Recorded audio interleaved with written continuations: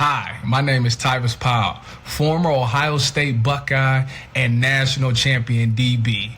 Welcome to the Buckeye Cast. These guys was born and bred in the Buckeye State, and they like to talk Buckeye football and drink bourbon. Subscribe to the show.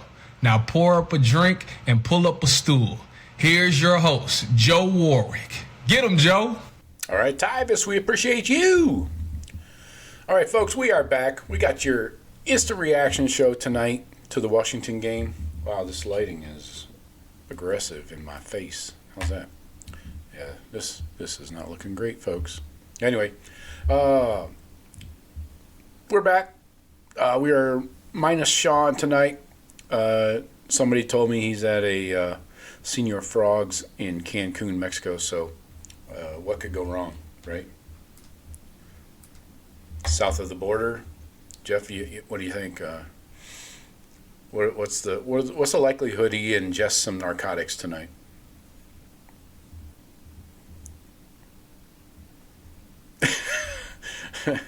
What kind of odds you give me on that? 5-1, 10-1, 2-1, 2-1, even money.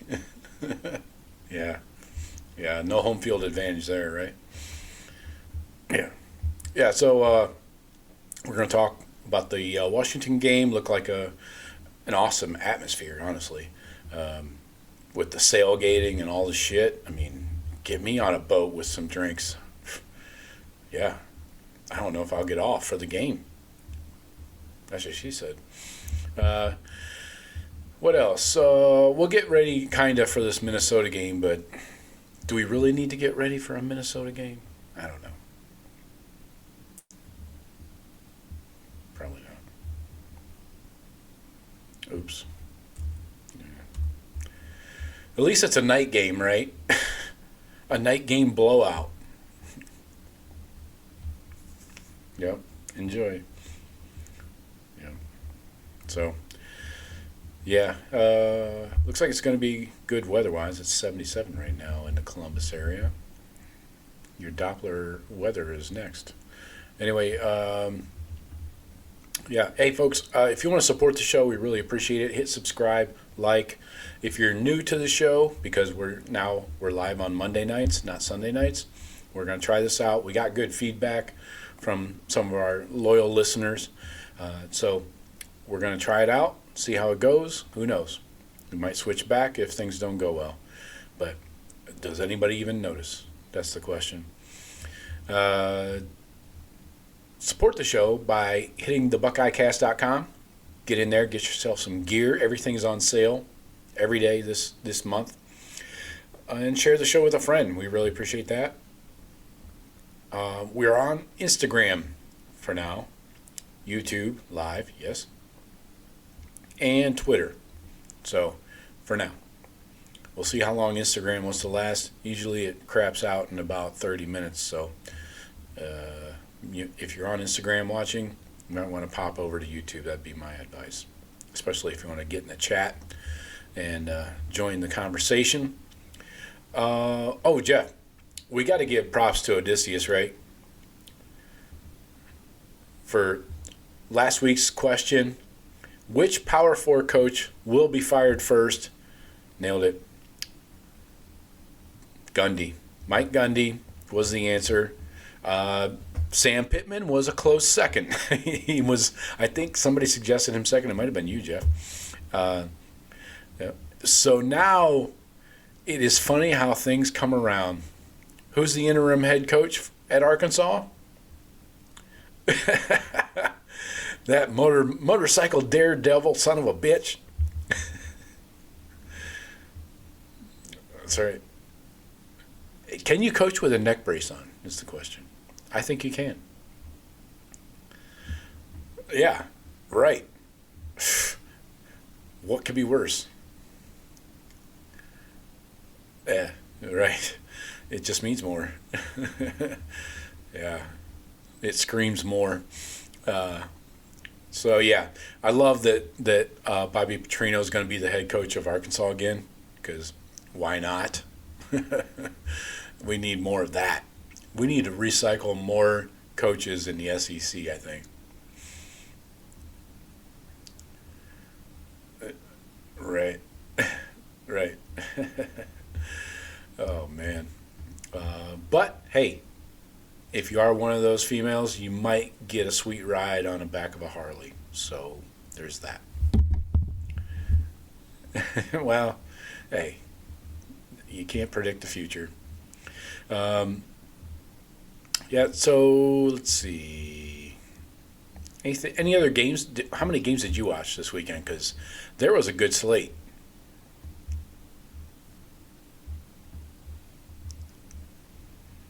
Yeah, had to. Yeah. Mm-hmm.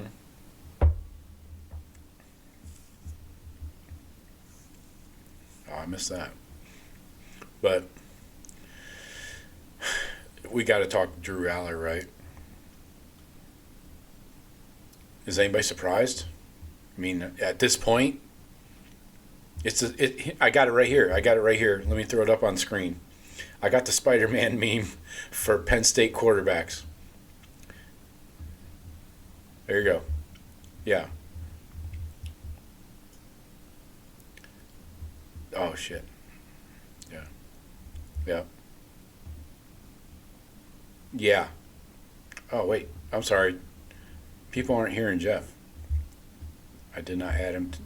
Okay. There we go. Jeff is in. Sorry. Technical Hello, everyone. difficulties. Our lack of producer. Uh-huh. Well, it's going to be that way. So, yeah. Here is your Spider-Man meme. Sean Clifford, Will Levis, Matt McGloin. I forget about McGloin sometimes. He was epically average. Always good for pick six. Yeah.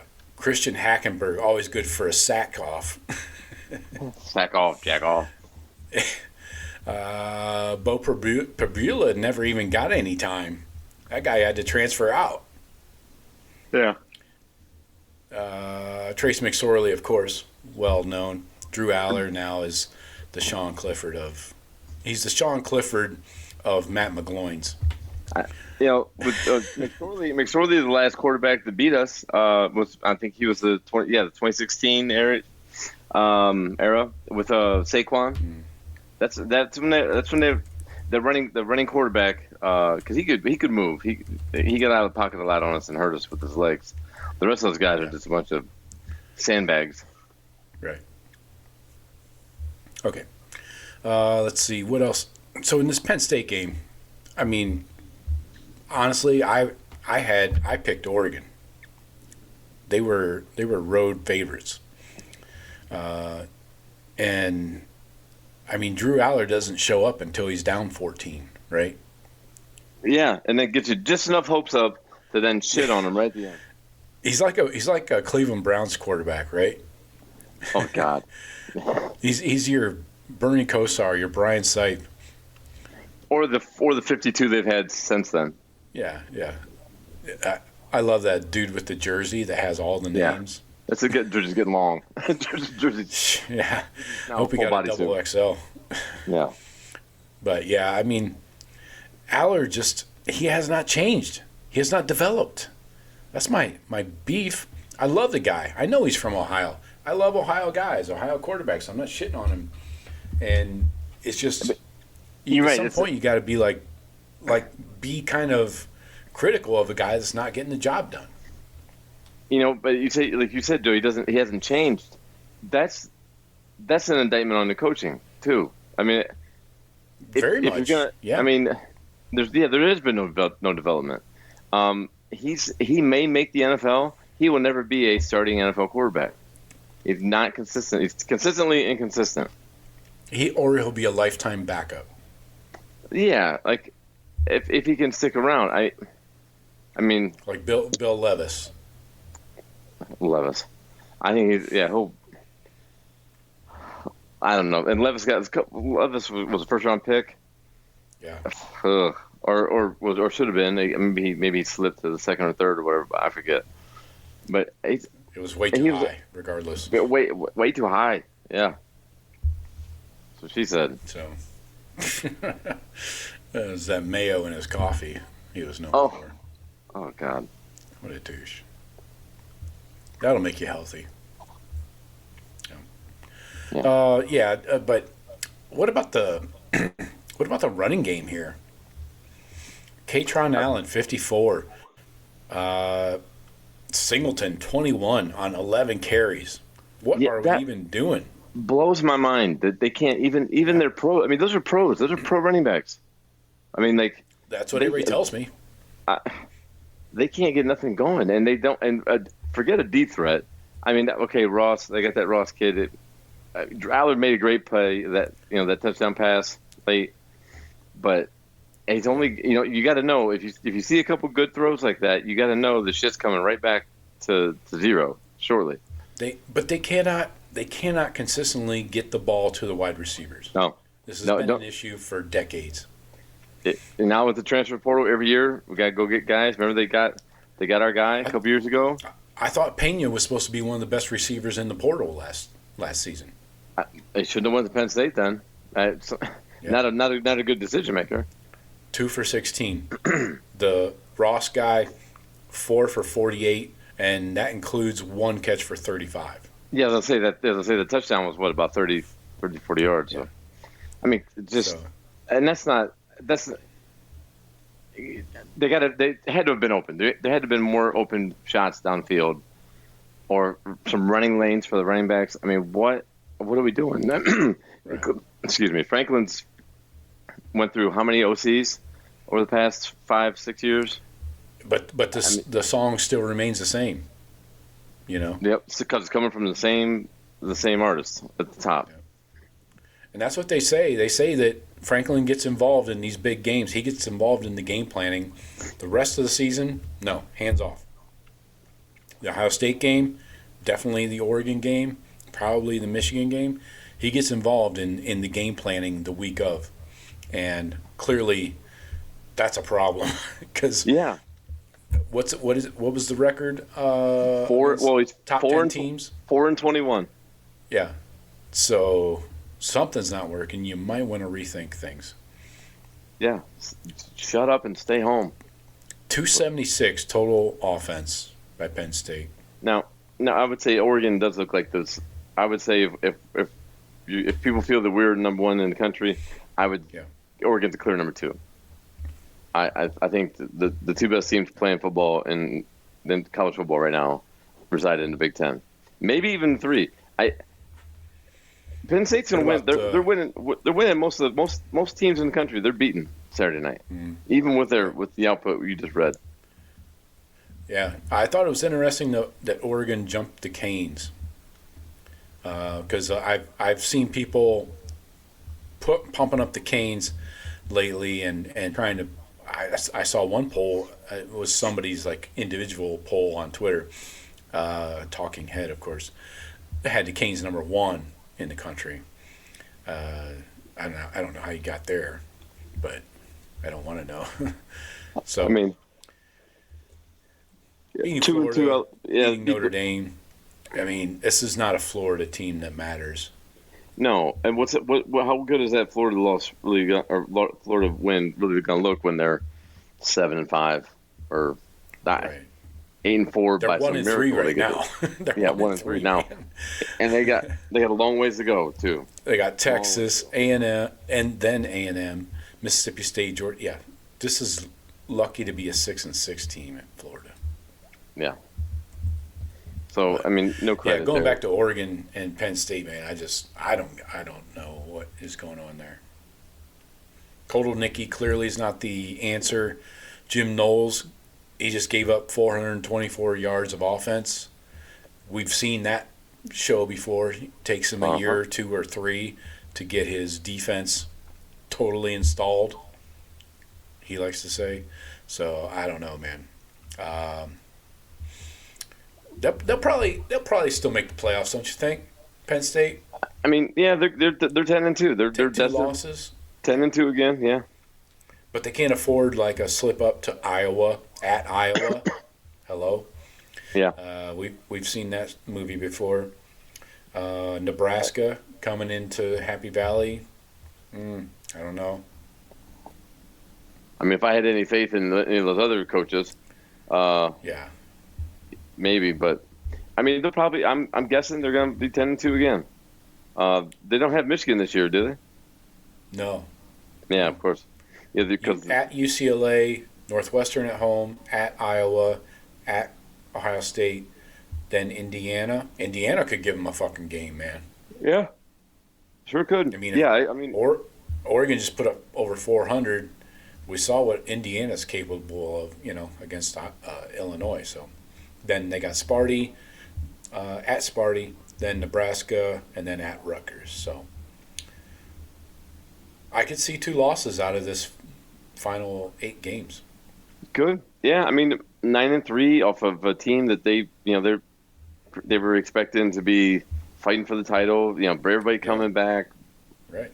burn the boats. They we're used all the in. same game plan as Ohio State and then the cheaters the year before, bringing guys back that could have gone to the league, bunch of upperclassmen, and it's not going to work out well. Yeah, why don't the coach go to the league? I'm sure that's what the fans are thinking. At least I would be. Yeah, I had a customer that he's from the Penn State area, played ball over I think Muskingum, something like that. And so I talked to him all the time. He took his boy. He got tickets to the game. First time taking his son, about 12 or so. Took him out there for the whiteout. I talked to him when he landed.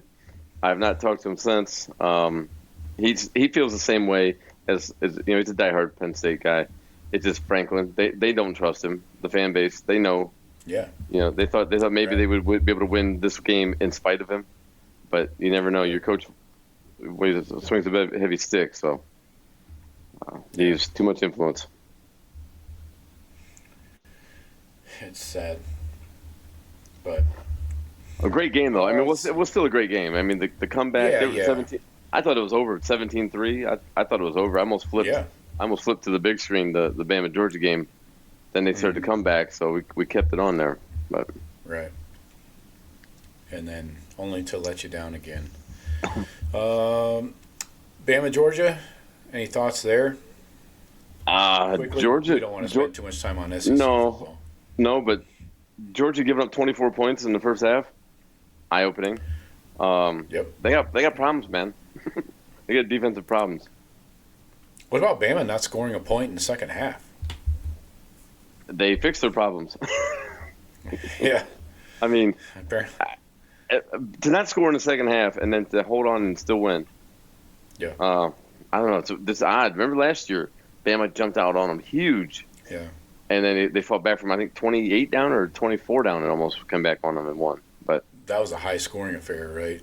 If I yeah, remember that. I mean, and people say don't blink on Bama. They're still around. I don't know. I don't see it.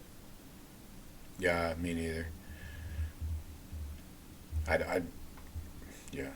The consistency, I mean, you could see them going out and losing again to Vanderbilt, right?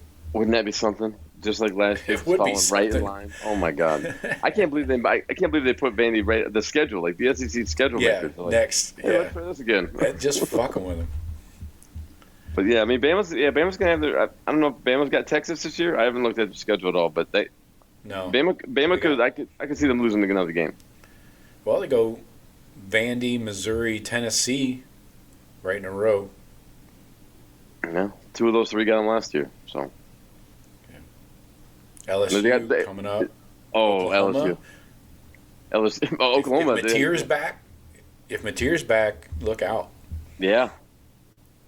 Yeah, Oklahoma's defense can definitely can stifle that offense. And Ty Simpson, this is the first good game he's had, I think. I mean, Yeah, I haven't hear a watched lot all of of people them, but- pumping him up. I don't know. I don't think he's any much better than Gunnar Stockton. I mean, these guys seem to be like the Spider-Man meme again. yeah. Georgia's got Texas. Florida. Yeah. Ole Miss. They play Tennessee. Yeah.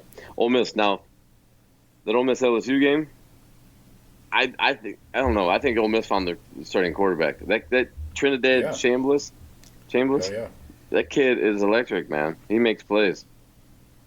Yep. They're gonna have an issue. I don't know what the injury status is on their starter. as far as like when he's expected to return or not. But I don't. If this kid keeps playing the way he is, he's gonna have a hard time giving up that spot. Did you hear that he was with an FCS team last year? I think I did. Because yeah. everybody is sticking that dick in my ear, and I'm tired of hearing it. God. Okay, we get it. He transferred up. This happens all the time, and he's doing well. Great. I don't need to hear it every other fucking word. Yeah. Anyway, let's get into this Buckeye game. I think we covered the important shit. So yeah, Buckeyes go 24-6 up to Seattle. Put a little submarining on the sailgating. Although I do want to sailgate one day. I hope. That's a good way to do a football game. I think that looks really nice. Yeah. I don't even know if I could get off the boat. I would be fine just going up there and just tailgating on a yacht or something.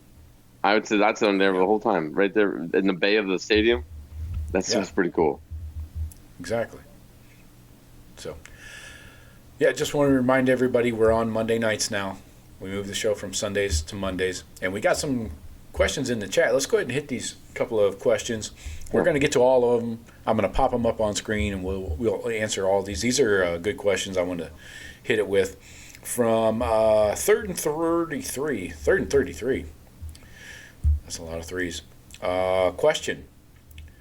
Are you concerned at all with Ohio State's explosiveness on offense? Personally, I think they'll get better and better, but I've seen some talking heads on Twitter criticize Sayin's deep balls.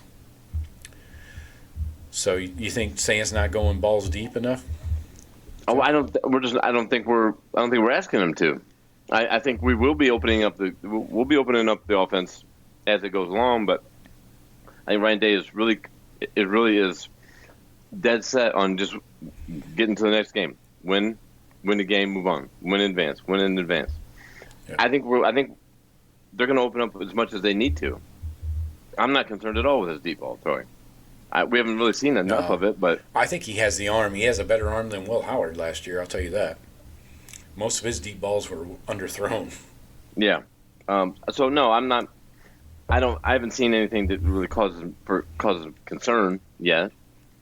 No. Now, if we are making an emphasis to attack somebody down the field and then we are struggling, well, yeah, then it's time of concern. But I don't think we should be concerned yet. Buckeye Nation should be just fine with a quarterback, completing 22 of 28 consistently. Yeah.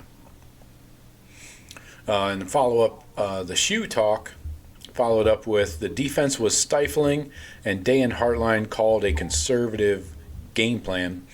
This is Julian's first away game, and they didn't want to overwhelm him. Yes, the first half was super conservative. We can all agree on that.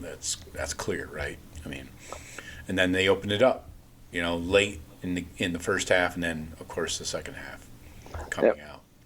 Yeah, and it was a weird game because we had 3 possessions in the first half. I think 6 total. Exactly. And then the kneel down. 6 real possessions. Yeah. Yeah. So that's unusual. That's really odd. I mean, when it was like, me and guys I was watching the game with were like, "What the hell? It's halftime already?" It was like an hour long. It was like an hour into the game. Like, shit, it's almost over. The whole game was like 2 hours and 55 minutes. Yeah. When we went final is right when LSU and Ole Miss were going to the fourth quarter. Yeah. Like almost lined up exactly. I'm like, Jesus Christ, we're a whole quarter ahead of them. Yeah. Well, bleeding the clock on Washington's part. Ohio State was too, kind of. I mean, that's kind of been their MO the last couple of seasons, is to take fewer snaps to rest the guys and not get them beat up. They followed the game. They called the plays just like that would be their thought process. The game was called that way. So I'm not concerned. If we need to open it up and get 17 going and 4 will get his touches always, I'm not concerned that we won't be able to do that against anybody. Yeah. And Jeremiah's still doubling up the next guy in targets. And he's getting double covered almost every play still. Right. But they're still force feeding him, Which we should. We doing it the way doing it the way we're doing it. That touchdown pass, brilliant. The play drag call route, yeah. I mean, they cleared it out. The receivers ran everybody off. I saw it before the snap of the ball, man. The middle of the field was wide ass open. I'm like, find somebody. You know, I was hoping this would be Brandon Innis's big breakout game. He did have a few catches, but I thought the middle of the field would be wide open for him. And their nickel corner was one of the worst ever. But anyway, let's get into our good, bad, and uglies. I'll let you kick it off with the good. What'd you see good out there today, yesterday, Sunday, Saturday? I'd say the good, the tailgating scene. Right. I mean the picturesque. Was that Lake Washington? I think. Yeah. I mean that's how you that looks like a real nice football Saturday. The environment, the stadium. I mean the whole thing, stadium. The looks and sounds, man. It was a cool place to have a game. Yeah, definitely. For my good, I'm gonna go Caden and Caden. What could be better? Two guys with the same name but spelled differently. One white, one black. Sounds like a movie, like a buddy cop movie. Breaking down racial lines here, I think, Jeff. What racial divide in this country? I've never seen it. Anyway, Caden Curry, Caden McDonald, Curry, have yourself a day, sir. Yes, sir. 11 tackles, 5 TFLs, 3 fucking sacks on top of that. The 5 TFLs was, I believe, that tied a school record. The dude was a menace. He was an absolute menace out there. And then McDonald making plays. He had the kind of send your kids home safely sack on the 4th down late in the 4th quarter there against Washington. But all day they were bottling up Damon Williams. That guy, we came into this game hearing all about the 3-headed monster, Damon Williams, Coleman, the running back, and Denzel Boston, the receiver. What these guys even do? Did they play? Damon Williams, 18 of 22 for 173. Did not escape the pocket much. No, and that's right. And that right there is what kept them at bay. I like that kid though, man. He's a ball player, the quarterback. We did a phenomenal job on him. But we say 18 to 22. Is that right? Yeah. It didn't try a lot of deep balls, but like you said, but remember we said 0 to 9 yards. He's 81%. Yeah, stayed right on cue there. Here are his rushes though. So his numbers were 13. That includes sacks, of course. 6 sacks for the Buckeyes. Minus 28 yards. Here are his rushes: 0, 2, minus 2, 0, 6, 10. This was middle of the 3rd quarter, and 2 to finish the game. So the Buckeyes clearly had a game plan, and they put it into place. And then, I mean, the dude had nowhere to go. They wanted to make him a pocket passer, and yeah, he completed some balls, but what was his longest completion here? 14 yards. 14 yards. That works every time, all the time. 2. Here are the yardages. Wait, no, I was wrong. 23 was his longest. 16, 7, 7, 17, 20, 10, 2, 1, 22, minus 5, 5, 18, 23, 3, 4, 4, 5, and a 14. So nothing super impressive. They did have some big plays. They actually outnumbered us in passing big plays.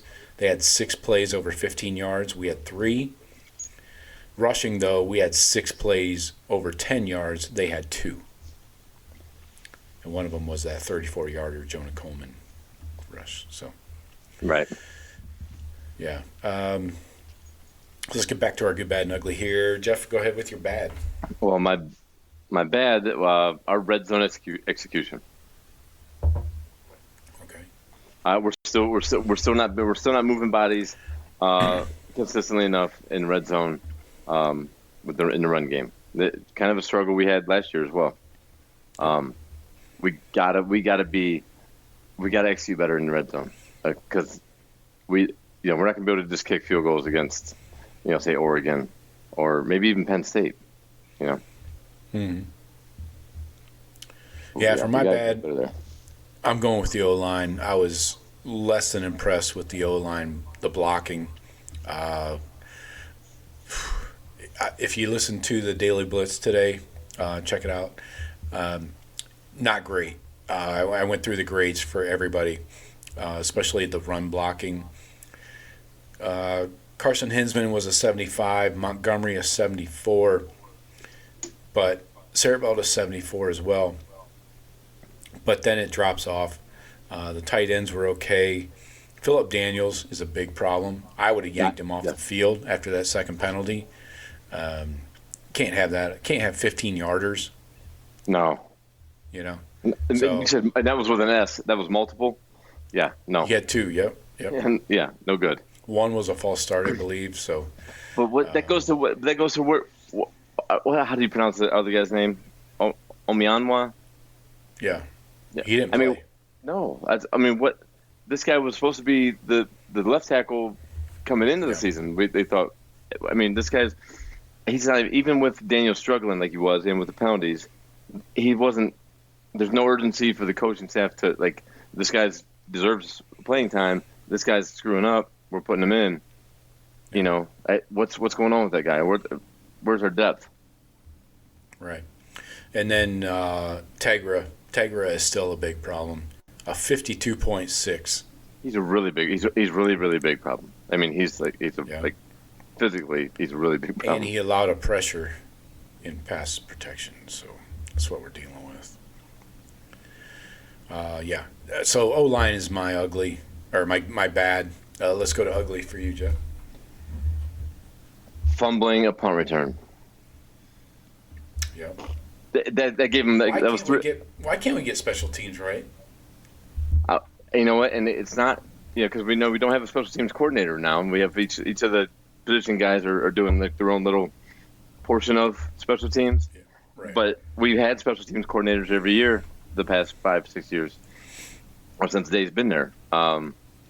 And it wasn't any better then. Right. Brandon Ennis, he's a captain, plays tough, probably does great in the blocking. Deserved to be a captain, I guess. But man, they gave him 3 of their points. That was their biggest. That was their biggest drive. And that's the reason we only had 3 possessions in the first half. Yeah, you just can't give away possessions like that, especially giving them the ball. At the 40, I want to say probably. Oh no, it was. We were 30. We would have been at their 30. Yeah. Okay. Maybe. Okay. But yeah. That's ugly. Just to finally get a good return, get some good field position, and then he just coughs it up because he's not protecting the ball anymore. Just I don't know what we do now. I think we see somebody different back there. Maybe Bryson Rogers or something. I don't know. I don't know. Tell him to fair catch it and don't even bother returning. Yeah, we're just going to give up now? We're just going to shut it down? I don't know. It's better than losing possession. At least, get your offense out there and you got a shot at it at a drive, which has been Dave's strategy, it seems, over the years. But a lot of years, Meyer was like, we just need the ball, just catch the ball. KJ Hill. Right. I don't think KJ Hill ever returned a punt. He caught every one of them, though. He couldn't. He was not going to return one for 6. It was not physically possible. But he'll catch it and never fumble it, so that's all that matters. So for my ugly, I'm going Drew Aller off the board here a little bit. I'm sorry. I know he's from Ohio, and I know that everybody's sensitive. All the Ohio people are, they a lot of them will stand up for Drew Aller, but he's not getting it done, folks. No. He's just like the rest of their quarterbacks they've had for a decade. Yeah. He has not developed. He has not gotten better. And that is whatever you want. Blame the coaches. I don't know. It's not my problem. I just think this guy is so inconsistent. Like, you cannot be a good quarterback if you're that inconsistent. And making mistakes at the worst possible moment. Because that's all people will remember, Yeah. Yeah, nobody remembers. Yeah, that touchdown throw was a great throw. And he brought him back. He brought him back. Put But up 14 in a row there, and So that's our good, bad, and ugly. So let's continue on with this game breakdown. Buckeyes 4-0, shut down was Washington on the road. Snapped their 22-game home winning streak. Sorry about that. Not really.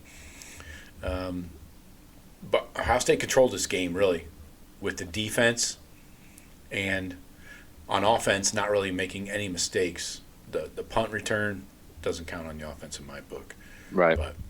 And the Buckeye fans brought it. I mean, I've got some stuff to share here.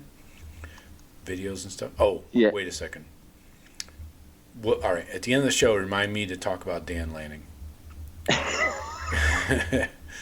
I want what he was on. Yeah. Yeah. So here is the stadium at the beginning of the game. A lot of red. I saw a lot of red. I saw a lot of red in purple. that. Yeah, I saw a lot of red in that purple. Yeah. I think the end zones were pretty much full Washington, but there was a lot of red throughout. So if that's 70,000 people, I got to say 25% looked red. Am I right? Sure, yeah. 20%? I think it was at least probably a 75-25 split, about right. Maybe even 70-30. Okay. I mean that OHIO was loud. Yeah. Right. Late in the game. And how demoralizing is that? I mean, you guys have a great day on the boat. You come in, you're watching your team's struggling a little bit, and all of a sudden, Buckeye Nation takes over your stadium, 2,000 miles away. OHIO. Here it is. So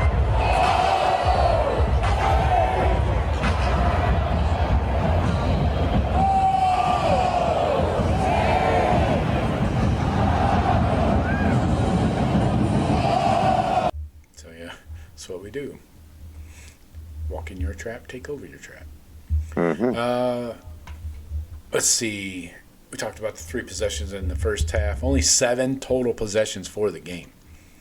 Still, put up 24 points on 6 real drives. It really was only 6 drives, one of those drives was, end of the game, I think. Anyway. So that middle eight minutes of the game is really what Ryan Day is always talking about. And we put up 14 points in the last 4 minutes of the first half, first 4 minutes coming out of the second half because we got the ball. And that really that changed the game entirely, along with defensive dominance.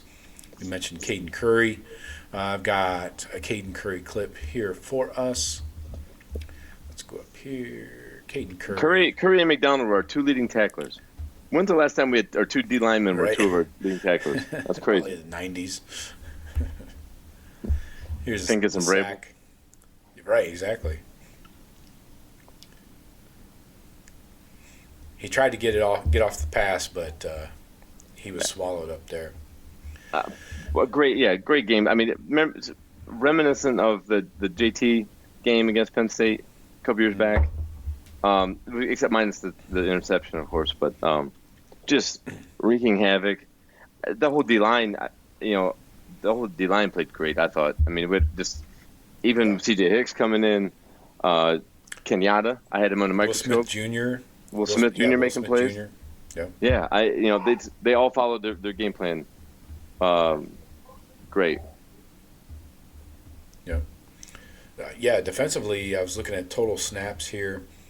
C.J. Hicks just 5, but Will Smith Jr. had 9, and he played solid. He had some good grades, 66 against the pass.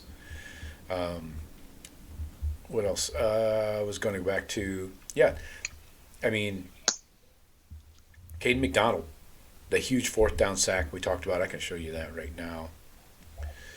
If I don't get these out of order, here we go. Fourth quarter, 4th and 2. Buckeyes up 17-6. Middle of the fourth. K-Mac spins him around, and he plants himself. Yeah. The quarterback. If he didn't, he was going to get smoked. IGB was right there. IGB was in there, yeah. Coming on a corner blitz. Caden McDonald, yeah. I mean, obviously, I think that might have been the best game we've seen from Curry, McDonald, and Kenyatta. For sure. Yep. Do you see where IGB was lined up on that? He was lined up in as a linebacker almost. He was up by the line of scrimmage. Yeah. We showed Dude's here. like shaking his head. He's like, "Oh, come on, man! And we didn't block that guy." See where one is down at the bottom. Yep. Here he comes on a delayed blitz. Never see him blitzing. That's a nice ballsy call. Yeah, Patricia's just moving anybody around. You know, who wants to blitz this game? You get the blitz. Right. Now you get the blitz. You get the blitz. Everybody. I mean, a couple missed tackles, but overall, just Arvell hawking down the quarterback. Sonny got caught in pass pass defense. That hurts us. I mean, because Sonny's not covering a guy in the slot. We should not ask him to cover a guy in the slot. Right. Somebody that's a good schemer and can get that matchup is going to take advantage of that. Yes. More consistently than a Washington will. But yeah, best game of the year for Caden McDonald, probably his career. They held Coleman to what I say, like 4 yards a carry. If you take that 34-yarder off. Had the one big run, and the kid's tough though. I mean, like Coleman kid's tough. We just they don't have it in up at the line scrimmage, offensive or defensively. Washington 70 yards. Yeah. If Washington wants to complain that their two best defensive players were injured, go ahead. They weren't. You guys weren't. Yeah. You guys weren't beating us. I mean, did you want us to throw the ball more? We could have. We would have. That was overall just great defensive. You can't get much more a better game plan executed. I think than we did Saturday. Even without turnovers, no big turnovers, no scores on defense. We just bottled them up. I mean, the team does 1 for 11 offense on third downs. Yeah, the first third down conversion they got was fourth quarter. Yeah. I'll take that. I'll take that any game. Mm-hmm. You're gonna be in good shape, regardless of if your offense is struggling. If you hold them to 0 third down conversions until the fourth quarter, you should be. You still got a chance. You're still in the game every time. Mm-hmm. Definitely. They didn't blitz much either. The Buckeyes didn't. No. They had Arvell Reese spying, and they got pressure, but controlled pressure. Like we talked about, right? Those lanes. Yeah, exactly. And what they called, they caged the quarterback. Caged. Yep. They basically put up a fence around the pocket and said, "There's nowhere to run." Unless you're going to spin out and get outside the pocket, which was virtually impossible. And then you got to outwork Arvell Reese. So let's see some Arvell Reese here real quick. This guy, I don't know what that quarterback weighs. Probably under 200 pounds, right? 190, 195. Oh yeah, there's no way. He's a little guy. 240. Look at some of this closing speed by Arvell Reese. This is nuts. He stands up, watching, spying, and the kid tries to juke him. Nope. Whack. This is fast. Like, I hope Arvell comes back for another year. Honestly, this kind of play makes me worried that he's going to the league. Yeah, I think the scouts that are watching the game are like, wow. We got to look at this guy out of nowhere. I don't see if he staying healthy and staying consistent. I have no doubts about him staying consistent because I think he's just that type of player. But I wouldn't be surprised if he's gets a lot of high grades from the NFL scouts. He's everything you need: instinctual, fast, athletic as fuck, rangy, length, strength, whatever you want, however you want to, whatever you want to all say. of it. He's got it all. Yeah. Bad intentions. Look at the size difference between the two players, the quarterback and Arvell. It's like a 6-inch difference in height alone. Yeah, it's like little brother shit. And he tries to juke Arvell. Arvell, come on, man. He's too twitchy for that. Well, I mean, that's your. Hey, I've been the small guy with the ball. You only have one option. You're trying to prove a point to somebody. I'm gonna take this big guy on. No, because you're gonna get dumped. Yeah. So, yeah, I got more Arvell stuff we'll show in a minute. But defense took care of the job. I mean, this really was a defensive highlight tape, in my opinion. That stupid fake field goal. Unfortunately, the tight end didn't get the memo on the fake field goal. Somebody should have told him. Yeah, he was blocking downfield. Like, what are you doing? Here it is. So the second quarter. Yeah. Could have gone up 6-0. And like, oh no, oh shit, they know it. Oh shit, they're here. Oh, okay. Yeah, that was not getting completed. No. There was no chance. Yeah, everybody else had the fake on except for the tight end. I think R11 and their 10 all knew what was going on. Yeah. Exactly. So, not sorry. You heard Ryan Day. Ryan Day said, "Yeah, we knew it was coming. We were ready." They were prepared. Yeah. How? How did you know that was coming? So yeah, let's see what else. Offense, we haven't really talked a lot yet, so let's do that. 18 for 24 for Julian Sayin, 208, 2 touchdowns, no picks. He played mistake-free, virtually a perfect game. Threw the ball away when needed, extended plays when he could. Mm-hmm. Use his exactly feet. What you want. Yeah. I mean, I'm not a big fan of rolling out to the left, personally, but when you have to, right? Because you cut down the field in half. But I can't complain. I mean, the kid's still fucking ice cold, man. The crowd, the noise, the silent cadence, none of it was too much for him, right? No. Like 1 or 2 false starts. I think it was just Daniels, maybe. But he's continued to grow since the Texas game, week 1, you know. Did you notice that sideline route to Max Clare? It's the exact same play that Clare dropped. Let's see if I can pull that up here real quick. Yeah, I pulled that for a reason. Because it's the exact same play. Yeah, he's proven to the coaches that we're good. Nothing's too big. This is not too big for me. There wasn't any of that, that holding the ears, that mimicking to the sideline. I can't hear you. Getting nervous. No, there's no delay games. We didn't have to waste any timeouts on. Oh, can't get the play in. There's confusion. Yeah. He's a no. I think it just. Oh yeah. Yeah, beautiful. I think that just gives the coaching staff now that they're like, okay, I passed another test, flying colors. Yeah. Now we can do this. I would expect just more and more being opened up and more being asked of him as we keep going, because he's proven he can handle everything we've given him, or the coaches have given him. And he's not just a game manager either. He's like growing and developing. You see improvement every week, right? Yeah, exactly. I mean, the picks back in the Ohio game, he's learning. He's learning. One was his fault. One really wasn't, but yeah. Yeah, I'm not worried about him. I'm not now after this test, because road being loud. Everybody had those concerns. Is he gonna be able to still run the offense and not have any hiccups? I don't have any concerns about him now. Like, doing whatever we need him to do in the game. If we need him to sling it 40 times, I'm confident he's going to complete 30.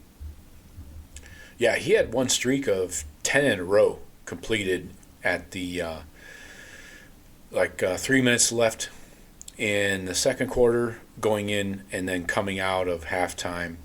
into Middle eight. that third quarter. He had 10 in a row, including the 18-yarder to Jeremiah. Is that the second or the third game that he's had a double digit streak of completions? I know At he had least two. I know that. Yeah. So they don't have the horses on defense, but here's a touchdown to Jeremiah on the drag route. And Washington played tough too. Washington. I think they're a good team. They're in the upper half of the Big Ten for sure. They're going to beat some teams. Yeah. They're just not going to face a defense that can run and hit like ours. Yeah. I do like their quarterback though. That kid will be a problem next couple of years. Is he a sophomore? Yeah. He played last year. Right? He was a starter last year. I thought he was a third-year guy. Maybe it's third year. Okay. Yeah. I thought second year, but no, he's gonna give a. Let's see, Oregon has to play at Washington the last game of the season, I think. That might be something. Game. Yeah. Yeah. They don't like each other. Let's talk Bo Jackson here. 17 carries, 80 yards. He was physical, patient. I know he didn't have a 100-yard rusher in this game. I think a lot of that goes to the lack of possessions. Sure. So all the stats are going to be skewed lower, But 17 carries, that's the most by any Buckeye running back since last year. Quinshawn had a game where he carried at 17. So you're seeing the emergence of Bo as RB1. I mean, can we argue that, Jeff? We shouldn't. And I like this. I like what I'm seeing because I think he is our answer. CJ, I like him in the red zone too, but I don't know. I mean, I think Bo definitely needs to be our bell cow, and get the workload. Hopefully, I'd like to see more of those 17 carries. I don't know. James Peoples, I don't know if is he healthy or is he just getting passed up? He got jumped before he even knew the job was his. Right. So yeah, I mean, you're getting recruited over, man. This is the way it goes. He did have 3 catches in the pass game for 16. Yeah, and he's a good running back. He's a good player too. Just Bo Jackson, Lamar Bo, whatever, however you want to say it. Right. He's earning his touches and carries. I think that will only widen as well as the season goes along. But he's a freshman, so we gotta be running a second guy or a third guy. It would be nice to have 3 healthy that you're confident in coming in down the stretch, playoffs and stuff. Yeah, but I like to see him with the ball. But Bo is Mr. Consistent, man. 17 carries, 80 yards, an average of 4.7. But just listen to these numbers: 3, 4. These are the yardages for each carry. 5, 1, 8, 12. He'll have a 2, and a 0 in there. But then 6, 11, a 2, a 3, a 0, and then a 16, then a 4 and a 1. I mean, that 16 was down at the goal line. Or we were third and 17. We were facing a third and 17. Facing a third and 17. Yeah. Yep. Yep. And I think Ryan Davis, he was okay. Like, just run the ball, kick the field goal, and get going. But then, bringing it down, and damn if he wasn't, maybe a more experienced back, maybe him with a little more experience, he's going to fight for that last yard. Yeah. But I mean, to go from 3rd and 17 to now 4th and 1 at the goal line. Big play. Yeah. So, red zone wise, 3 possessions in the first half. But red zone, we had 3 trips into the red zone, 2 touchdowns, a field goal. So, I can't complain a lot about that. I would love to get 3 touchdowns, obviously. Converting the short yardage, we talked about the 4th and 1. Now, that was on Nate Roberts, the freshman tight end that was in at fullback. So he's been running that in that I formation. Yeah. He's been running at fullback, and he did not get to the line of scrimmage. He was supposed to meet that linebacker in the hole. Yeah. Unfortunately, C.J. Donaldson met him in the hole and did not have enough momentum to get 1 yard, which even without a blocker, you should be able to one-on-one, ideally. Excuse me. Yeah, typically, but I mean, I don't know. You're just getting a handoff, and then you get a dude in your face. You don't have the momentum yet. But yeah, we got to shore up. We got to shore up those blocks down there at the goal line. Yeah. If we're gonna nitpick, that's where we'd probably start. Driving people out of the hole when it was down there in the goal line. We got to be more efficient in that short yardage shit. We were 6 of 10, I believe, on thirds. Yeah, and 1 of 2 on fourths. We got to be much better there. 4 or 5 in the red zone, so better, but still not perfect. Yeah. Wide receivers. I mean, Carnell Tate, he's another consistent dude.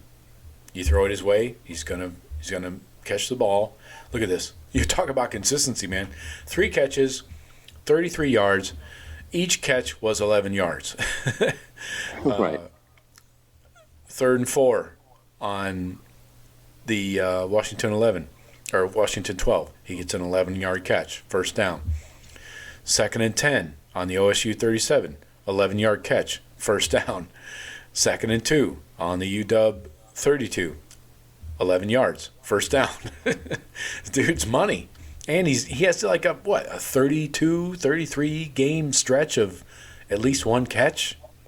Yep. Tate is so underappreciated, man.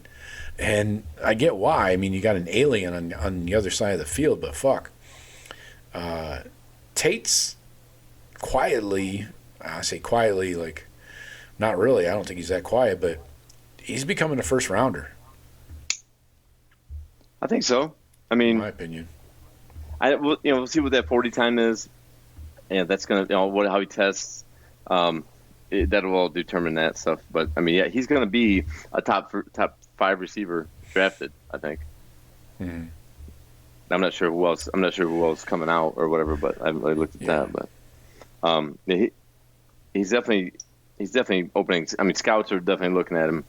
He's a possession guy, can make big plays down the field, though. The Texas game. So, he's a perfect number 2 for us. Yeah. So yeah, what else here? I think we covered most of the shit. Comparison. I wanted to talk about this quickly. I know it seemed like the Buckeyes gave up some yards on defense in between the 20s, maybe. But first quarter, the Buckeyes allowed 117 yards. Second quarter, 48. Third quarter, 50. Fourth quarter, 19. 19 yards. So you see what happened there, right? You went from up here with the left hand down here towards the right hand. That's not the way you want to go typically. And that's an NFL defensive coordinator that knows how to make adjustments. Look at what are we seeing? Let's look at it at halftime. Come out, make adjustments, and we're fine. We just got this, and this. Fix this, and then let our guys play. So, great hire again by Ryan Day on the.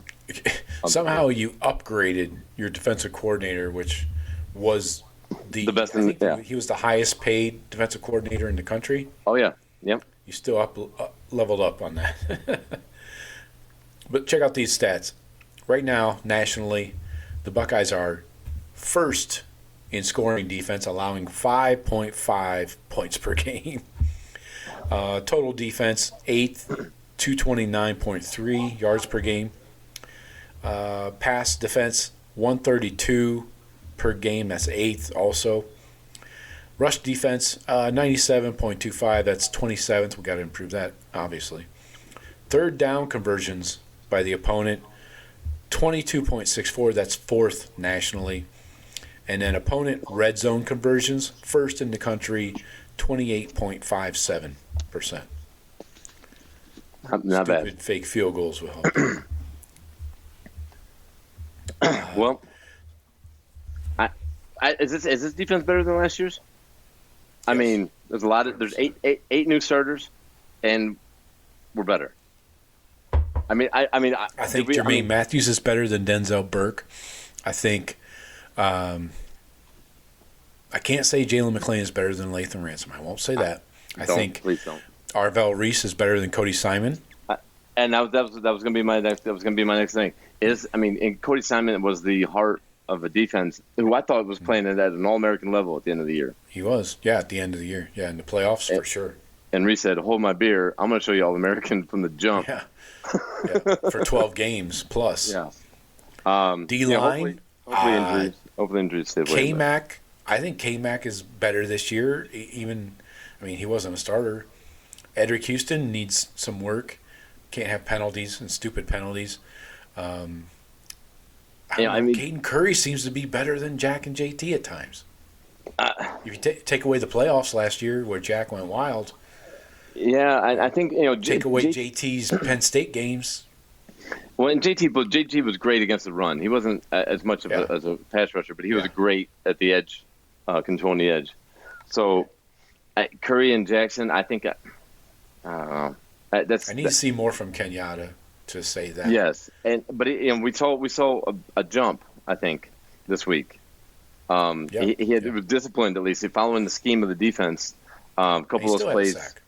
Yeah, and a couple of those plays where he's right there at the looking at the quarterback, but he's stayed true to his, what he was asked to do on that in that scheme, and just stayed and walled him in and played his role. So, I like to see. We definitely want to see more. I want to see our defensive line actually put in a pass rush. Like after we try to get after some quarterbacks, some more of those statue type quarterbacks. Right. They're going to be sitting in that pocket where we can just go off.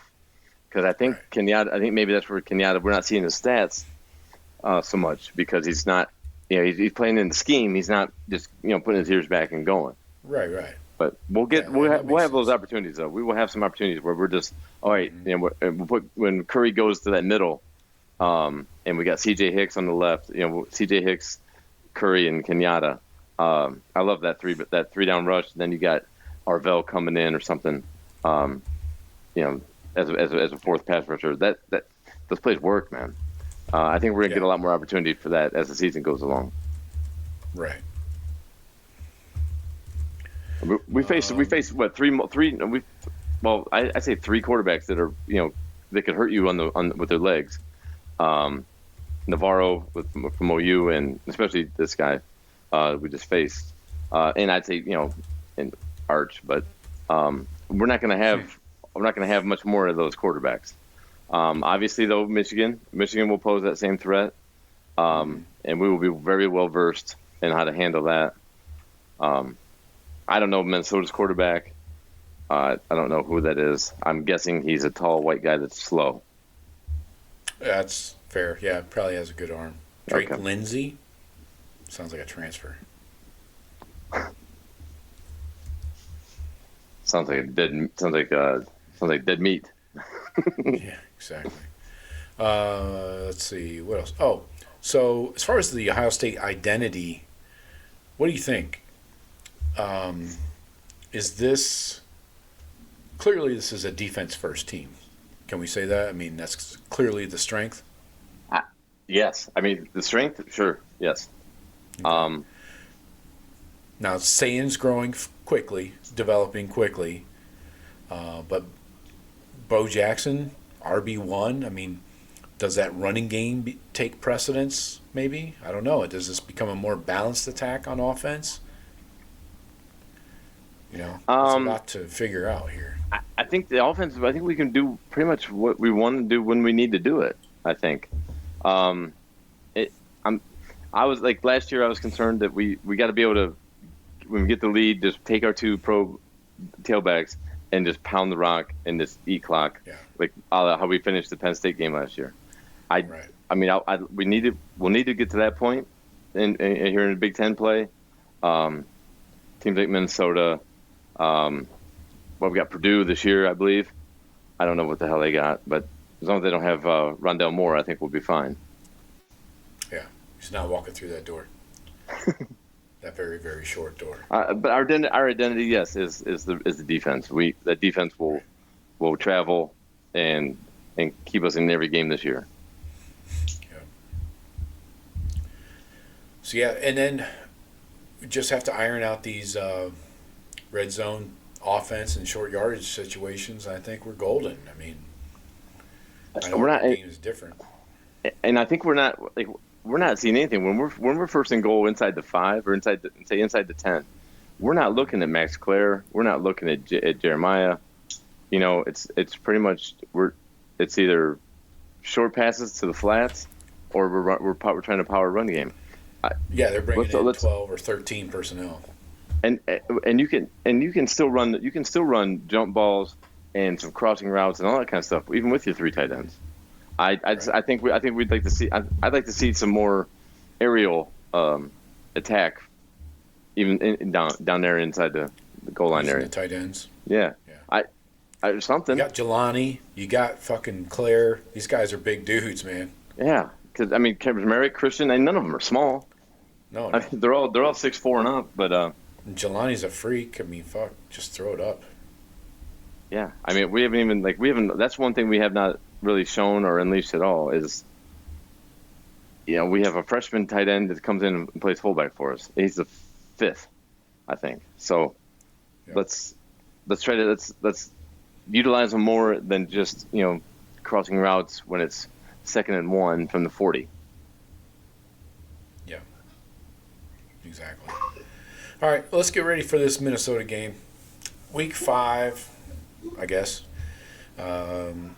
So, by the way, I do want to mention we are 1/3 of the way through the season already. Sometimes we need to kind of stop and take a breath and realize, we only have 8 games left, right? Flying by. So, yeah. So we got Minnesota coming to town. 7:30 Eastern. I think it's NBC. So maybe Notre Dame has a night off or something. Who cares? Anyway, Buckeyes 4-0, coming back home. Number 1 team in the country, obviously. You got Minnesota 3-1, coming off a narrow victory over Rutgers. I said that. And then you got. Sorry, I lost my spot here. But this is one of the best defenses in the Big Ten, statistically, anyways. You got, looking at their defense here, total defense, 230 yards per game, that's 9th. Rush defense is 5th, 65.5 yards per game. That's in the country, by the way, not in the Big Ten. Yeah. Pass defense is 23rd. Scoring defense 25th. They allow 16.3 per game. Now their offense, a little different story. They're putting up 405 per game. That's 63rd. We're 32nd. Passing offense is very similar in the 40s. Rushing offense, they're 88th. Usually they're a good running team, right? Marion Barber was a long time ago. Yeah. And who was that? Muhammad? I think they had that the last time we played him with CJ's first year starting. I think this kid was a Muhammad kid. But yeah, who are they? I mean, who are they putting these stats up against? I mean, they're not playing really any type of level of competition. No, they're 3-1 against Buffalo, Northwestern State. I didn't know they had a state there. Cal and Rutgers, and they lost to Cal, by the way, by 13. Yeah. That's a non-Devin Brown-led Cal team. Yeah, a true freshman quarterback. Wow. I like our chances. Yeah. I mean, I don't know. Great. Of course, looks good. Swing feels good. I like my chances. Right. So I would like to see, see if they're what their pass defense is going to look like going against us. If we have, if weather's not going to be a factor, like you said, it probably won't be. We're going to be able to spin it. I think we're going to be able to run it. That 23.5 spread, we'll see what that does. We'll see what that line does this week, because that Washington that Washington spread, as the way it moved, during the week was odd. To move that much. So. Oh, that worked out well for me. I waited till the last minute to place my bets. Right. So I can't imagine there's going to be the movement this week with this line, but there's no question that we should be at least a 3 touchdown, kind of walk in the park on homecoming. Right. So yeah, players to watch. Obviously, Julian Sayin, he's almost got 1,000 yards already, passing 10 TDs. This dude, his accuracy is what blows my mind. He makes C.J. Stroud look like a fucking Jay Cutler. 78.8% completion percentage. Bo Jackson, 297, a touch, 8.5 yards per carry. Jeremiah, almost 400 yards, 4 touchdowns, 28 catches. Now going up against Minnesota on offense, Drake Lindsey's got 958 passing, 7 touchdowns. He's a 66% completion guy. Not sure I can pronounce this running back's name. Fame is your boy.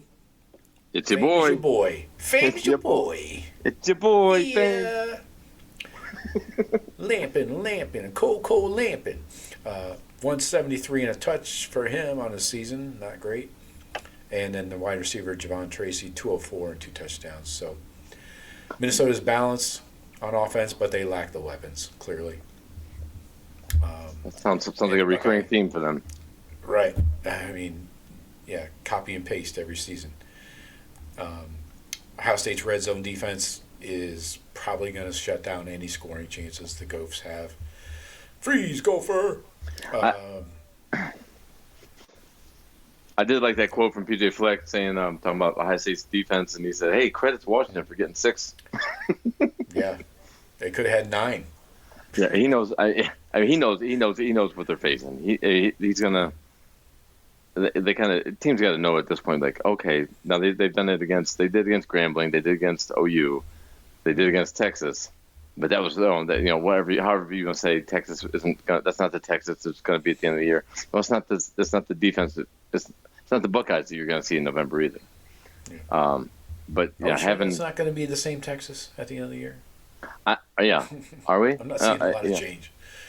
Is he good? Yeah, but asking that. Nobody has an answer. Arch Manning. I got a new nickname for Arch Manning. Signore Viore. Signore Viore. Yes. Viore he has the commercials. Anyway, still workshopping that. Yeah, that's C- right now. Okay, well, win some, you lose some. Yeah. Anyway, Buckeyes want to force Lindsey to throw because he can't. Oh, sure. So if they score early, this is going to get ugly quickly. Wouldn't be a bit surprised if it does. I was going to go back and look at this Rutgers game quickly as far as the box score goes. Lindsey, 324, 3 touchdowns. Nice day against the Fighting Shiano, man. But running the ball, a total of 38 yards rushing. Yeah. Jalen Smith seems to be their best receiver. Put up 100 yards and a touch, but that includes a 78-yarder. So probably a busted play. Sure. And anybody's susceptible to that, right. Long ball. It's happened to us against OU. Yeah, I mean, yeah. Come on. That does not make that kid from OU a better, a tricky matchup. It was not a threat to us. Sometimes, man, it's hard playing DB sometimes. Says the DB. Says the DB, right. Yeah. But, so, I mean, we should be able to – it's another one of those games. We're outmatched. We have them outmatched across the field, in 1 through 22. It should be handled like we handle everybody else. I mean, this game should not go any different than the OU game or even this Washington game. The defense, man. If injuries don't become an issue for us, and we're not struggling in our getting into our freshmen, depth wise. I think. Although I wouldn't even mind seeing if it was Aaron Scott and Devin Sanchez at their corner, I'd still feel okay. Yeah. But our D line especially, we're not as deep. So if we don't have injury problems, I don't see this defense really having. There's going to be some games where there's going to be teams that are going to have something that can move the ball on us, some trick plays or whatever like that. But I don't think anybody's going to be able to just take the ball and just run it down our throats, and we can't stop them, a la what happened up, with that fucking team up north a couple times. I don't see that happening. And that's where I saw some correlation there is the first half of that Washington game being an ultra-conservative game plan reminded me of the last couple of Michigan games. Like, what are we doing? Open it up. What are we doing? Why are we afraid to throw the ball when that's our strength? So, yes. But anyway. And, good. I was just going to talk about the two defensive tackles we kept running towards. Well, yeah. That's clearly not the game plan I signed up for. Yeah. This is going to be a difficult game for the Gophs. Their quarterback can throw it a lot, so go ahead. I dare you. Yeah. Sure.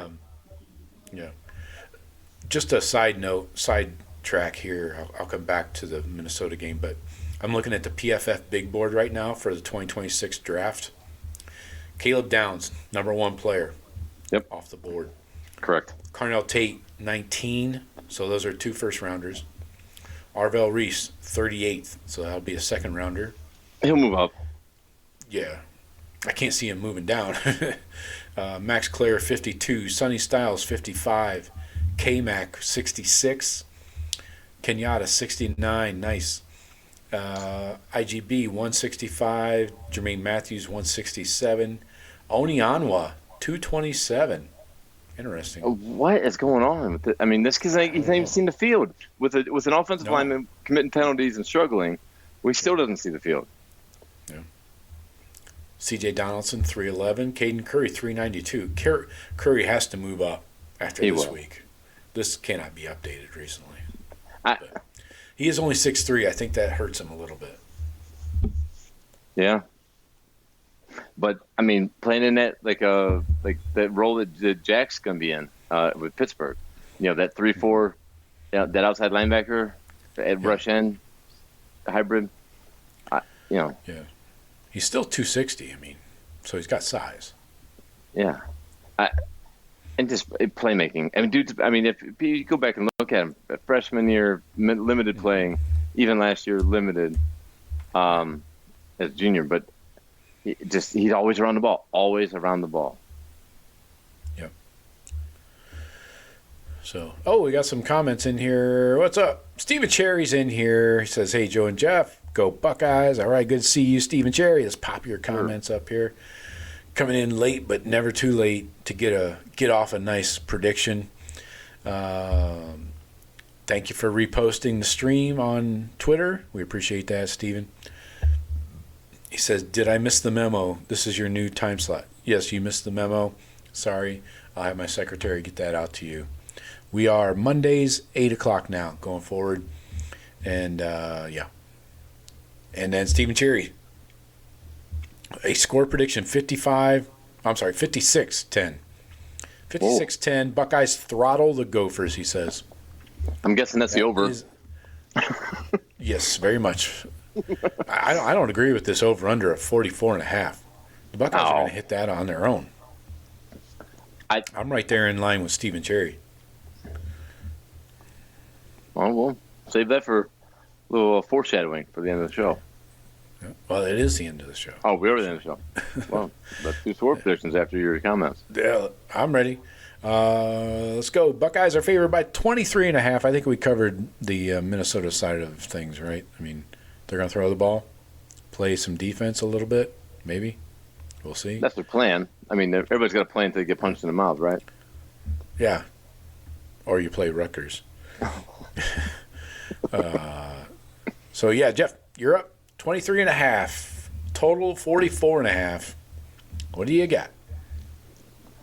I say we do take the over under ourselves.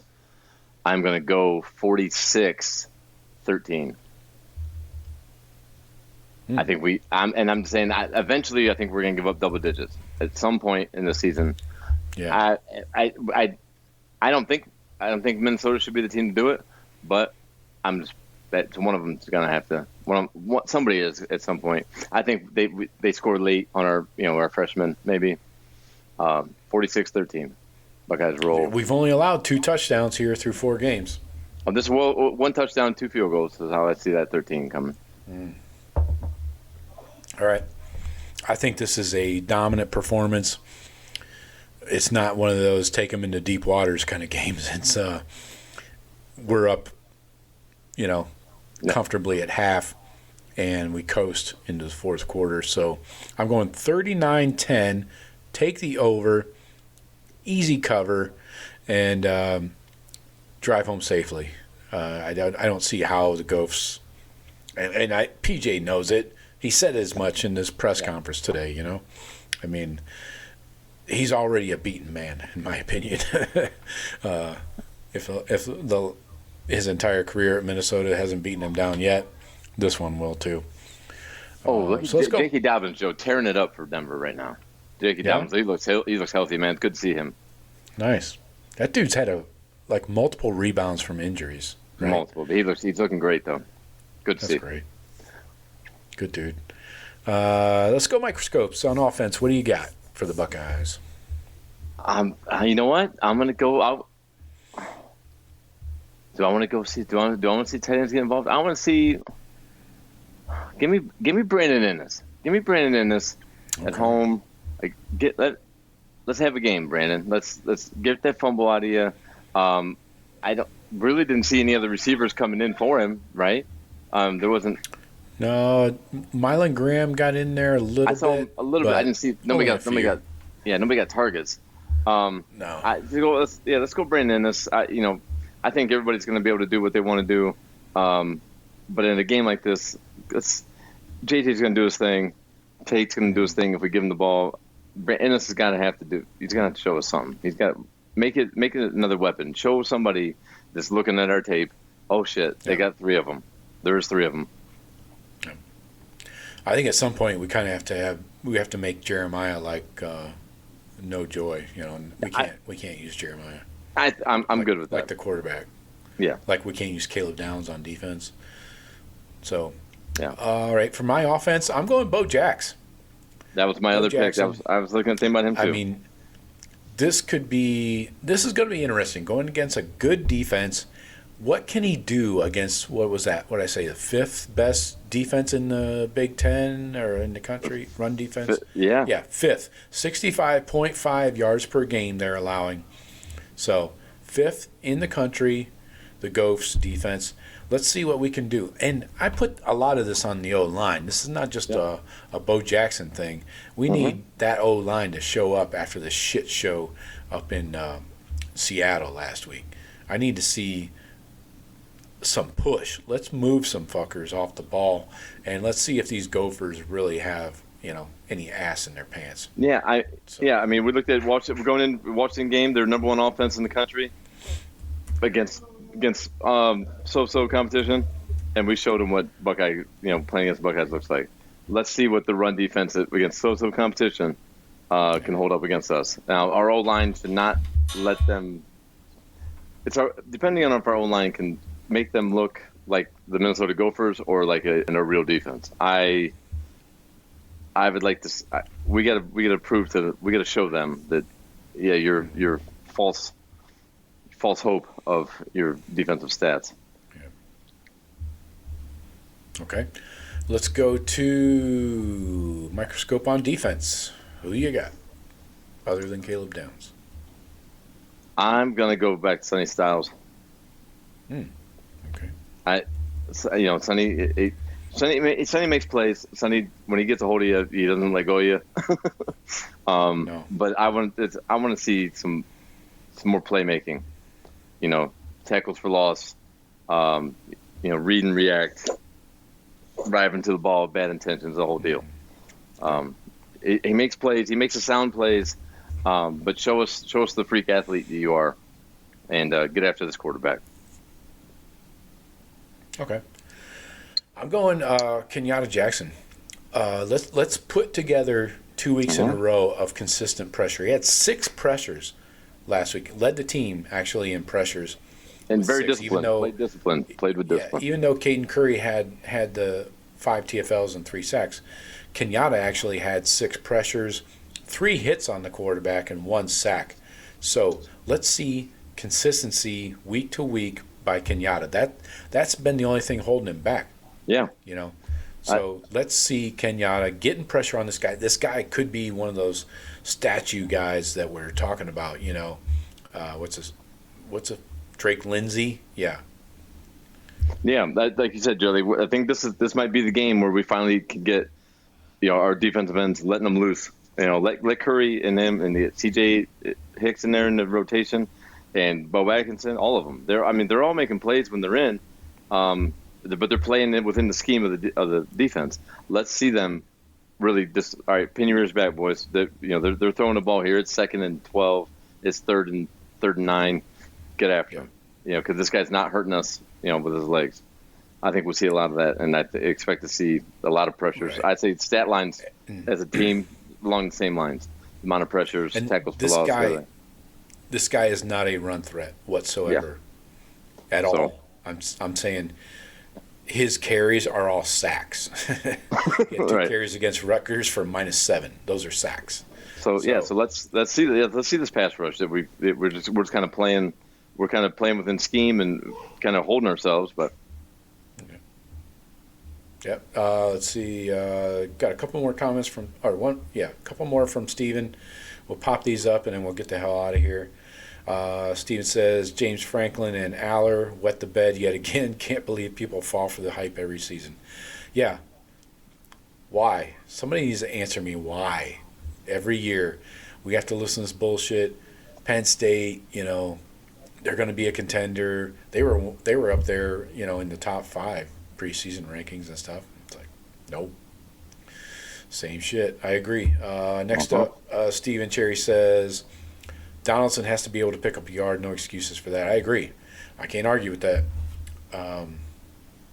Lower your pads. Hit the guy in the fucking stomach. Yeah, he needs to stay lower. He needs to stay lower. Quinshon Junk is running, getting that yard last year. Oh yeah, yeah. He's falling forward. Bo Jackson falls forward. You notice that? Yeah. The first guy does not bring him down. No, he runs through contact. I actually should look that up. I can tell you right now what his forced missed tackles are. I'm very curious in this game. Forced missed tackles, Bo Jackson 3 in this game. Nobody else had 1. That's a big deal. That's a big deal. I can tell you what he has on here too. He hasn't even played a full season yet, 4 games. Forced missed tackles, 6 on the year. So yeah, he's one of those dudes that doesn't go down.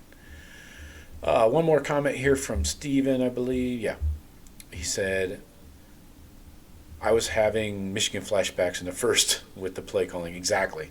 That was exactly the same. Ultra conservative. Was Hartline calling the plays there? I don't know. Seemed like a Ryan Day kind of play calling situation. But anyway. Hartline came up under Tressel. Right. That's not a positive in many ways. No, every possession ends with a kick. Yeah, right. A lot of times it's a punt.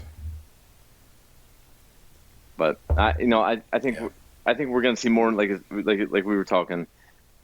Julian Sayin has shown consistently that he can take more, he can do more. Everything they ask of him to do, he can handle. I think that only increases.